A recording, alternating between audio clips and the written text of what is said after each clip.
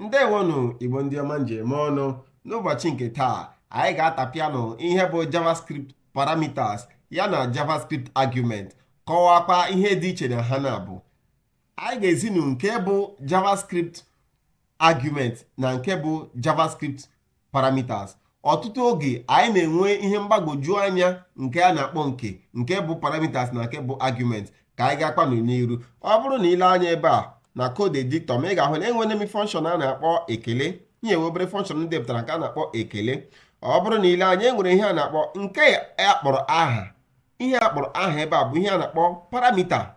Ilekwa anya ị ga-ahụ na VS Code ezina ya na ọ bụ parameter. Ihe bụ ihe a na-akpọ parameter. Ebe edere ebe a nke a kpọrọ aha, ọ bịa bụ ihe a na-akpọ parameter. Nke a m derekwa n'ebe a ihe nwebara n'ime string ebe a, ebe m dere tempo ndukwu, ọ bịa bụ ihe a na-akpọ argument.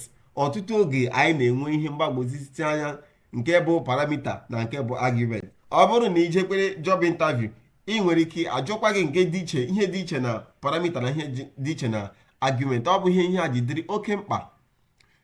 Ọ bụrụ na m gaa na browser, ị ga-ahụ nga na browser ebe gị hụ na akọnsolu gwala m ebe edere ndewo tempo ndukwu. N'ihi na oge m kpọrọ function okwu, ọ bụrụ na ile anya ebe akpọọla m function okwu, were argument a akpọrọ tempo ndukwu wee bịa n'ime ebe a. Argument bụ ọbịa bụ variable maọbụ data nke ị na-achọ iweba ma ọ bụrụ ma ị kpọọ function gị okwu. Otu m si kpọọ function okwu ebe a kpọrọ ya ekele, ewerele m nke a kpọrọ tempo ndukwu argument webu ya n'ime function ebe a. Function a kpọrọ ekele ga-enwetezi aka, ọ ga-ewerezi nke a ebe a.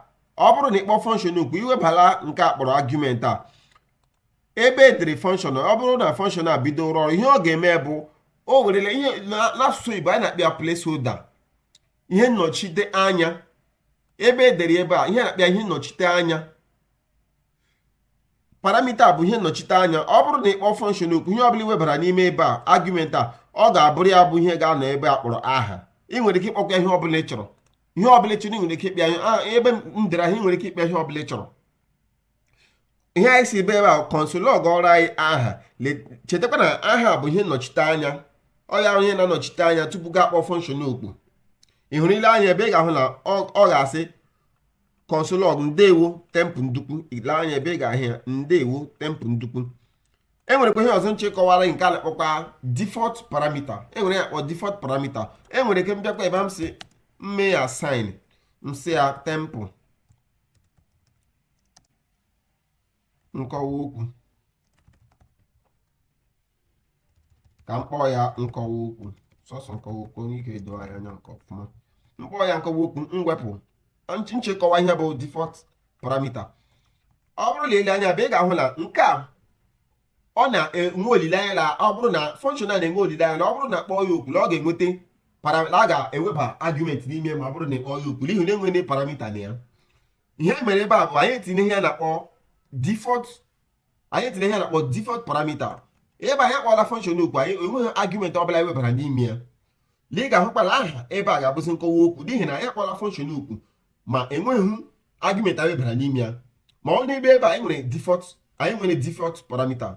Ọ bụrụ na ijiri TypeScript dewa koodu gị, ọ bụrụ na ịkpọ function gị okwu, function gị na-enwe olileanya na ọ ga-enweta argument, ga-akpọ ya okwu itinye ihe argument, ọ ga-enye gị nsogbu, ọ ga-ewepụta nke a na-akpọ error. Enwere ọzọ nche kọwara kanụ bụ anyị akọwara ihe bụ default argument. Ka nkọwa enwere ihe ọzọ nche kọwara ka nkọwarịkwa gị ihe bụ nkọwara na ihe bụ res parameters. Enwere ga na-akpọ res parameters.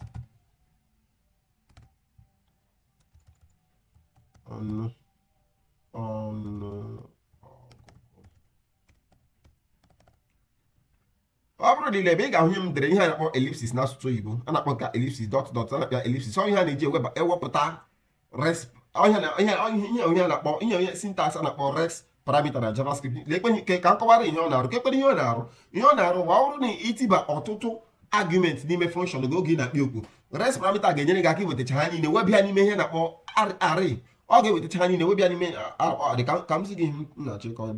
Ọ bụrụ na m sị m webatacha ihe ndị a niile, m werecha ọtụtụ tempo. Lekwa anya ọfụma ka ịghọta ihe m na-achọ ịkọwa ebe a.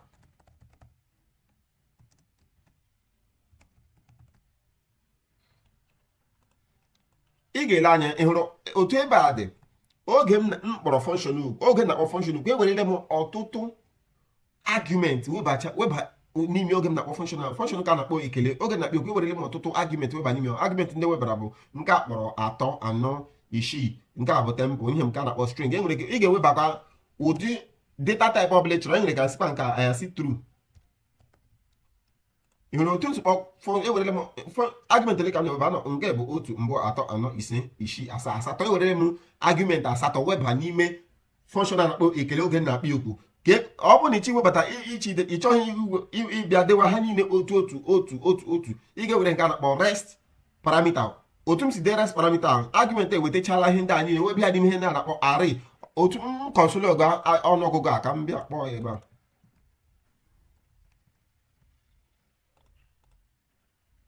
Ọ bụrụ na m gaa na browser m, otu m si kọnsol ọgụ ahụ ebe a, ị ga-ahụ na ihe a ga-abụ array. O wetachala argument ndị a niile webịa n'ime array. Ka anyị gaa lekwa ọhụrụ ụtọ dị. Hụrụ ya, o webịa n'ime array. ị hụrụ ihe ndị a niile na-anọla n'ime array. Ị nwere ike ijirizi ihe a mee ihe ọbụla ị chọrọ. Ihe ọbụla ị chọrọzi iji array nke eme ga-ejiri ya mee. Ị nwere ike kwa ọkwa na-eche iji nke ịchọ iweba ha niile n'ime array. Ị nwere ike ga-ewerekwa gawa webata ha n'otu n'otu. Enwere ka ya sị 3, 4, 6, 6. Ayasị aha mbụ nke ọzọ ayasị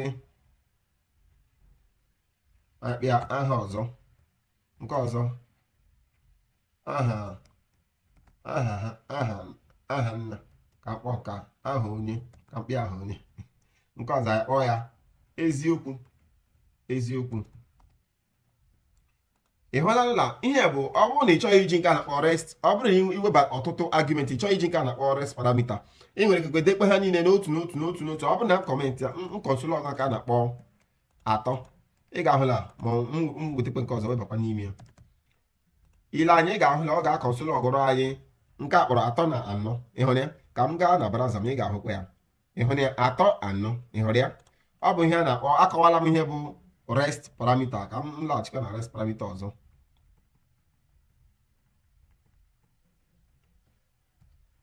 Akọwala m ihe bụ rest parameter.